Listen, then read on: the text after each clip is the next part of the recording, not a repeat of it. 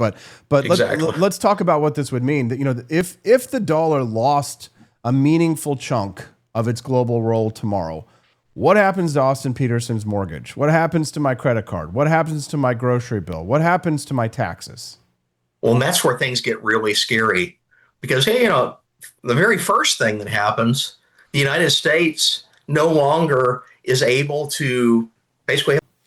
Good morning, Rise and Freedom. I'm Austin Petersen. You're watching and listening to the Wake Up America show. My next guest started one of the biggest economic arguments on X this weekend, the nerdiest debates ever this weekend, by dusting off J.D. Vance's own words about the U.S. dollar and asking whether the vice president's industrial policy is quietly putting the world's reserve currency at risk. Phil Magness, Dr. Phil, is an economic historian. He's a senior fellow and the David J. Theroux Chair in Political Economy at the Independent Institute. And his thread argues that Vance's dollar skepticism is part of a larger protectionist project built around tariffs, manufacturing, and a weaker dollar. Phil, welcome to the Wake Up America show. Good to see you, sir. Happy to be here. Yeah, Phil, before we turn this into econ Twitter, explain it like we're sitting at the breakfast table. When people say the dollar is the world's reserve currency, what does that mean for the guy watching us in Missouri? Yeah. So the dollar is basically the central feature of the international exchange and trading system. It is far and away the currency that is accepted in most places around the world. It is the mechanism that greases the wheels of trade. And a lot of this comes from the reputation that the dollar has. The United States is seen as a very stable, politically stable entity. It's seen as a reasonably good manager of monetary policy. Yes, we do have bouts of inflation, but that was a worldwide phenomenon. But by and large, the United States has a decent track record of a stable currency. And we also don't have impediments to basic institutions like the rule of law. So, for example, China imposes very strict capital controls over the flow of currency across its borders, and that's an impediment for China being adopted as a reserve currency for the world. But the United States is recognized as something that reverts to the rule of law, reverts to stability as a basis for its currency system, and therefore it's appealing abroad for other countries to adopt in exchange in dollars. Now, give me your best case against Vance here, because he has said reserve currency status can be a massive subsidy to American consumers, but it's a massive tax on American producers. Is he right about that? Well, that's the interesting thing. So Vance is a hardcore protectionist. He likes tariffs. He thinks tariffs are the solution to all of America's problems, and has been harping for years on the trade deficit being a major issue. I'm a free trader. I work in trade economics. The trade deficit itself is just a misreading of the accounting statistics of what crosses the border. But what J.D. Vance does, he subscribes to something that's called the dual deficits theory. And this is the claim that you have simultaneous deficits in goods and services, the trade deficit, and then the budget deficit at the same time. And this comes from a misreading of the basic accounting formulas behind GDP. If you rearrange a couple of the terms, you can get to a relationship between the trade deficit and then taxation and government spending. And Vance is reading that in such a way, it's like, oh, well, we can operationalize this. We can use it for policy. And his argument here basically comes down to a misinterpretation of economic data and economic statistics to assert that the fact that we have a trade deficit is proof that the dollar's reserve currency position is imposing something on the producer side in the United States. And then he pairs this with a philosophical concept that he's drawn to called post-liberalism. And you may have heard some of these characters like Patrick Deneen and Adrian Vermeule that are the intellectual mentors of Vance. We're going to get there. But Okay. I just want don't front load it too much here. I want to stick to the question of, is the fact that the United States holds a reserve currency, is it a tax on American producers? Does it put American producers at a disadvantage when trying to export their products? Yeah, not in the way that Vance claims. He vastly overstates the case. Now, the fact that we have a trade deficit, the fact that we are an importing country, it does mean dollars are flowing abroad. But those dollars that are being held abroad, it's not like people are stuffing them under their mattresses in other countries.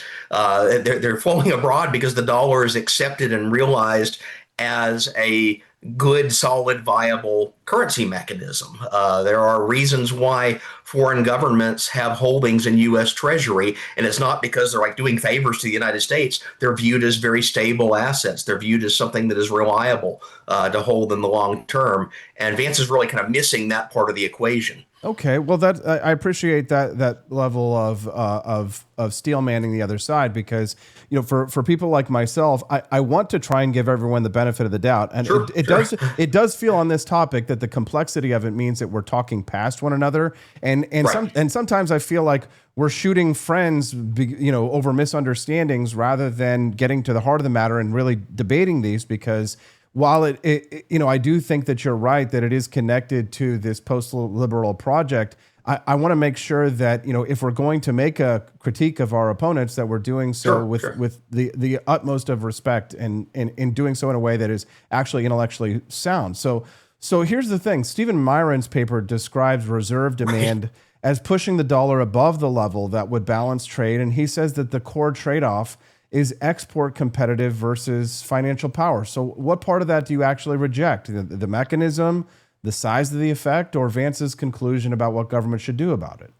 Well, I think in the Myron paper, and this is the famous Mar-a-Lago Accord paper, it's sometimes referred to. This was Trump's former chair of the Council of Economic Advisors, put this out right before he took office for the second term. And it was basically an argument that we need to rebalance the entire international trade system. It was a sophisticated dress up of the case for trade protectionism and tariffs. And the issue with Myron's paper is he mistakes some very basic fundamentals of how trade policy works. One of the cores of that is that, when we put tariffs on goods, goods coming in from abroad, the question is who pays for those tariffs? And Myron subscribes to an extremely heterodox theory that thinks we can shift the tax burden of who pays for the tariffs onto the foreign countries. Now, you can ask like 99 out of 100 economists, they're going to say this is crazy, this is wrong. The empirical evidence says quite the opposite. The effect of tariffs gets burdened on the domestic economy. Consumers pay it. Importers pass their costs from the tariffs onto their customer base. And we're seeing that right now in the IEEPA tariffs that got struck down by the Supreme Court. What's the U.S. government having to do is refund all this money. It's not going to foreign countries that we put tariffs on. That money is going to U.S. import firms and U.S. companies that actually bear the burden of it. So Myron's made a fundamental mistake here, but in so doing, he's trying to dress up a more sophisticated argument for tariffs, because there's a problem. When you impose tariffs on goods from abroad, you diminish trade. When you diminish trade, that means fewer dollars are flowing abroad. What does that do? It strengthens the position of the currency. So it moves in the exact opposite direction of what J.D. Vance claims is the problem, or Myron himself claims is the problem. That the dollar is too strong abroad, and yet you impose tariffs, it makes the dollar even stronger, everything else held equal. So what do they have to do on that? Well, Myron proposed a countervailing policy of using the United States as leverage to weaken the dollar through all sorts of other mechanisms, including international arrangements, maybe even putting threats on foreign countries to rebalance their currency vis-a-vis the dollar.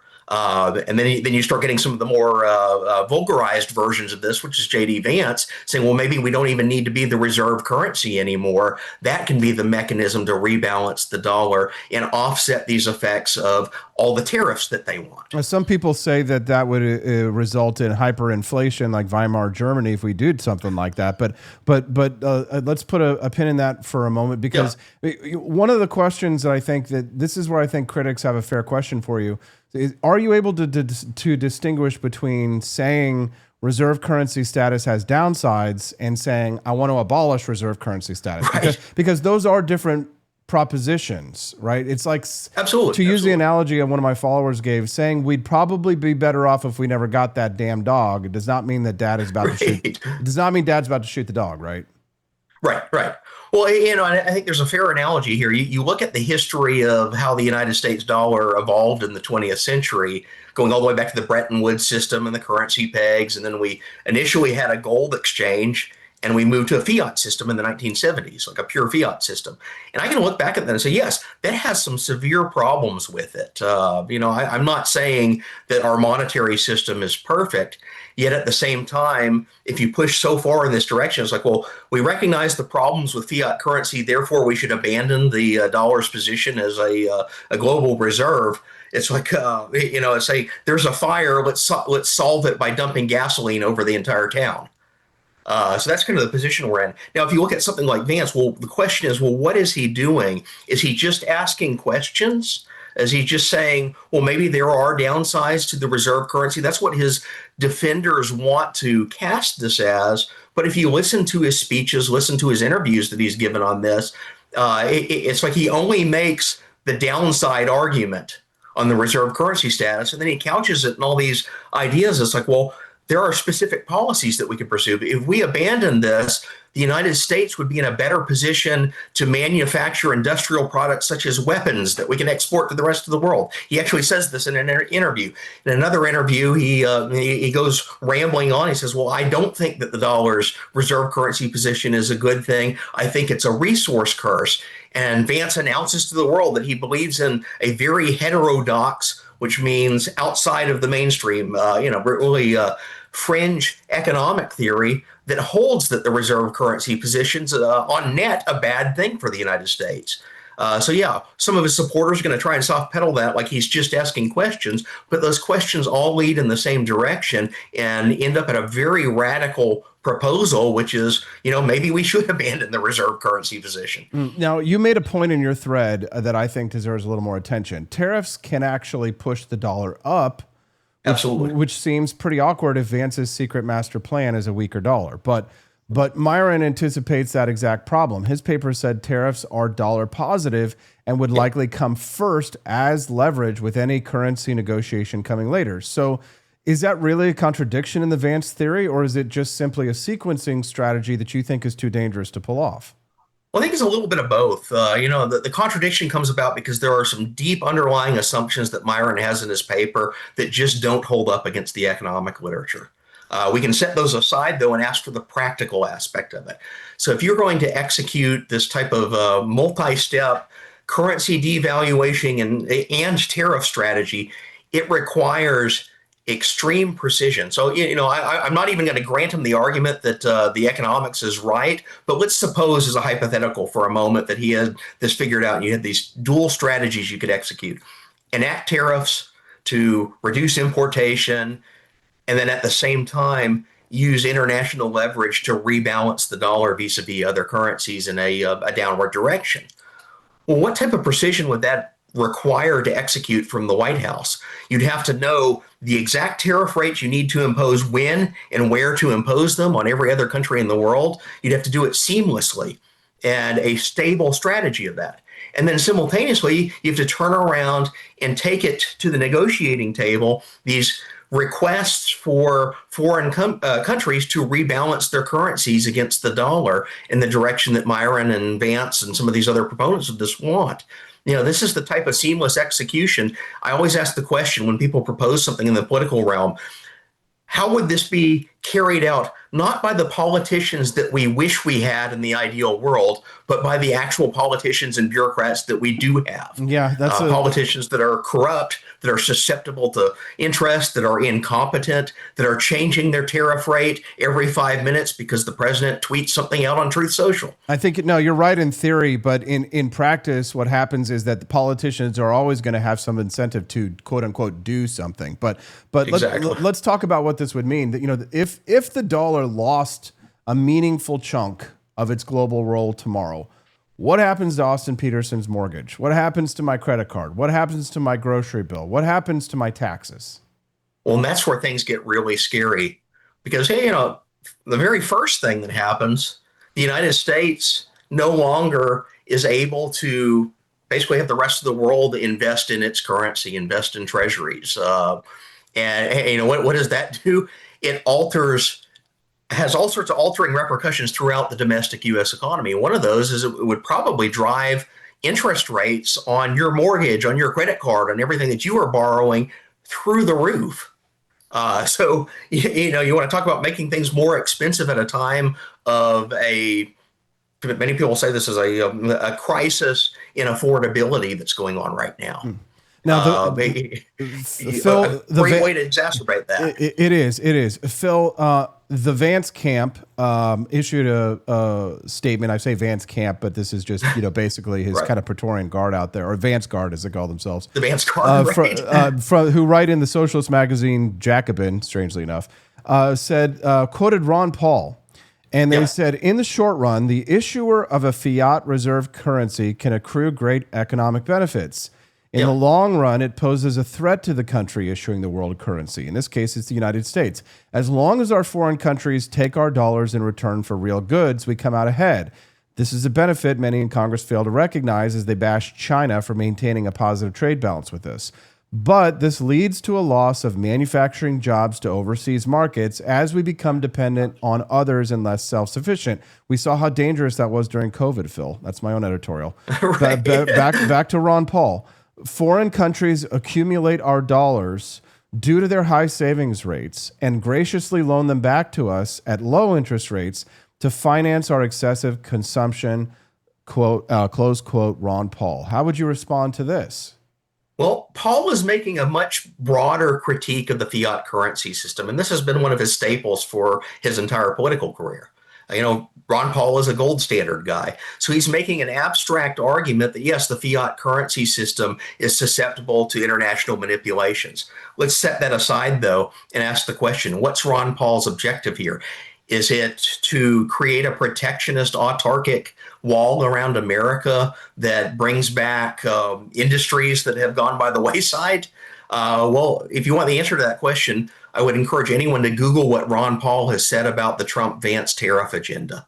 He's likened it to socialism. He has lambasted the president for putting protectionism in place. So the people on the Vance camp that are trying to enlist Ron Paul, of all people, to this cause of defending J.D. Vance's currency position are completely omitting the fact that Ron Paul is on the exact opposite end of the political spectrum from Vance and Trump on the tariff issue, which is the real reason why Vance is going after the currency. Now, so one of our listeners wrote in, JT Beckhofer says, does global demand for the dollar really hurt American workers and manufacturers, or is dollar dominance one of the foundations of American economic and geopolitical power? Well, I tend toward the latter as a practical reality. Any action that would be taken to remove ourselves from this position of the dollar would have so many adverse economic repercussions geopolitically, economically, in the domestic economy. We already talked a little bit about what it would do to interest rates and borrowing from abroad. It could trigger an inflationary episode. So, going down that route, a lot of bad things happen that I don't think anyone in the Vance camp is really willing or interested in talking about. So I think just as a practical reality, the position that we're in right now, even though, it's not a perfect system, fiat currencies are not the perfect system by any means. But you ask the question, well, what's the alternative? Almost every other country in the world uses a fiat standard of some sort right now. And those that don't tend to be very small economies with idiosyncrasies around them. It's not like there's an obvious replacement that could step in and take King Dollar's place. Phil, I've got my Elon Musk bucks here, the X card. X Money is currently supplying 6%, as JJ in the chat says, supplying 6% savings rate. So can an entity ignore the Federal Reserve interest rates and benefit savers? Well, that's the interesting thing is you have on an international exchange, and this is one of the areas where I think there is some benefit to freely floating exchanges, is it introduces competition into the currency space. And, one of the interesting things here from history that we know about, when central banks face absolutely no competition, that's when they're at their worst. That's when the political incentives align to, engage in debt financing that leads to inflation. One of the areas of the cryptocurrency world that emerged was to be kind of a private counter to that was outside of the control of a central bank, whether it's the Federal Reserve or any other central bank. And I think we're kind of in a period of flux right now because people are still trying to figure out, well, what does cryptocurrency do? What's the role that it plays in the monetary system? It was set up to be an alternative medium of exchange. yet it's also become something of an asset that has, holding onto Bitcoin or whatever cryptocurrency you happen to have for the long term because it appreciates in value. It could be something of an investment. We're still kind of in that flux period of figuring out exactly what it is, but it has introduced some competition, I think, in a healthy way to central banks around the world. Now, last question for you. What keeps Phil Magness up at night more? Vance questioning the trade-offs of reserve status, or the debt, deficits, inflation, and bad governance that could make foreigners stop wanting our money without anybody in Washington attending it? Right. Well, that's the thing. I'm an econ nerd. So when I see commentaries in the public space that are ostensibly framed as like solving a problem, but they've completely misdiagnosed the problem, which is, I think, what Vance has done here. He's recognized that, okay, yes, so internationally, the fiat currency regime that exists worldwide and the dollar's reserve position, it's not perfect, but he's seizing on those imperfections to smuggle in a protectionist trade agenda through the back door, as if this is supposedly the solution to far more minor diagnoses of problems that he's made. Let's create an even bigger problem by going in a full autarkic protectionist direction. So I start seeing things like that, and it's the misdiagnosis that really irks me. It's the misrepresentation of the core of the problem. And, if one of your listeners says, "Hey, fiat currencies have issues internationally, the dollar's position, it's imperfect," I might be inclined to agree with some aspects of those arguments, but the real issue at the end of the day in the United States is our spending problem. It's our national debt. It's our the fact that our Congress regularly allocates much more money through government spending than it brings in taxes, and this has accrued to $40 trillion over the past 3/4 of a century. Basically, from the New Deal era to the present, we've been in a cycle of successive deficit spending. And then, yes, it's absolutely accrued, but no one really wants to address that problem. No one's willing to cut spending. So instead, you start getting like these gimmick solutions. Of J.D. Vance or someone saying, well, if we ended the dollar's reserve currency status, that would fix the spending problem. And I'm like, no, that's not exactly the relationship that you are proposing here is not economically sound, and it really kind of sidesteps the core of the issue that these politicians don't even want to address, because cutting spending is hard. Cutting spending could be politically unpopular for them. Phil Magness of the Independent Institute, bringing up the biggest, nerdiest econ fight on the internet. How many millions of views did that video that you posted get, Phil? Well, it was wild because I posted it as a clip. I was like, hey, this is a really strange thing he's arguing here. And, you think maybe you have 10,000 viewers, 10 million so far. Are you monetized on X, Phil? I am. your next paycheck, you're going to have a trade deficit with Elon Musk. Elon Musk. I mean, my monetization is going to jump from like $50 every couple of weeks or whatever it is to who knows. You're going to get like $5,000 out of that one. So don't just whatever you do, don't use it for overconsumption, Phil. We appreciate you very much. Thank you very much for your time today. We appreciate you bringing up these topics, and we'll hopefully have you back on again soon.